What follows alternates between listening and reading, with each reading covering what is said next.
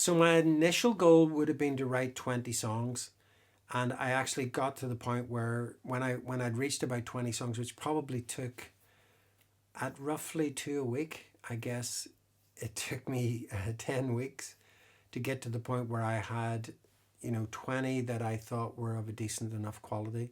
And there would often be other songs that I maybe started and didn't finish because I didn't think they were going anywhere, or ideas that I have on my phone, which after listening back to the idea, I was going, what was I thinking?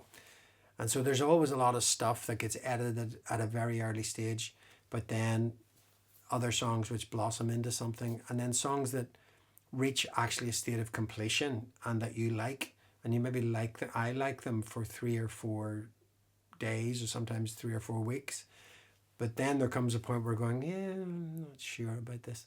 And so some songs are like that. They kind of just don't stand the test of repeated listens. And so the process then, when I sent stuff off to Paul Wilkinson in Berlin to ask for his feedback, he did the music and the soundtrack for Laurel Canyon, the documentary about singer songwriters in California.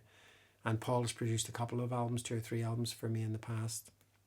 So I very much trust his judgment and his taste.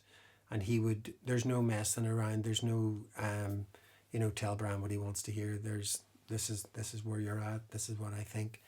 And so I have a couple of people like that, another guy called John Dines, and a few other people, James Davis, who I would trust songs to and listen to their feedback. And so all of that informs my opinion, as well as my own feelings and how I'm feeling about tracks. And that sort of stuff it's a long process. Once I got the 20 tracks, I very much felt freed up to not feel constrained to write in a certain style, or I think I probably felt they all had to be shoehorned into a kind of, at least a theme, maybe not lyrically, but musically speaking. Then when I got to 20 tracks, I felt like I could take the brakes off and I could write anything I wanted to write and wouldn't need to worry about it overly much. And that's when a whole other direction of music came in, and I began to explore areas that I hadn't in the first 20 songs. And that was very liberating and freeing.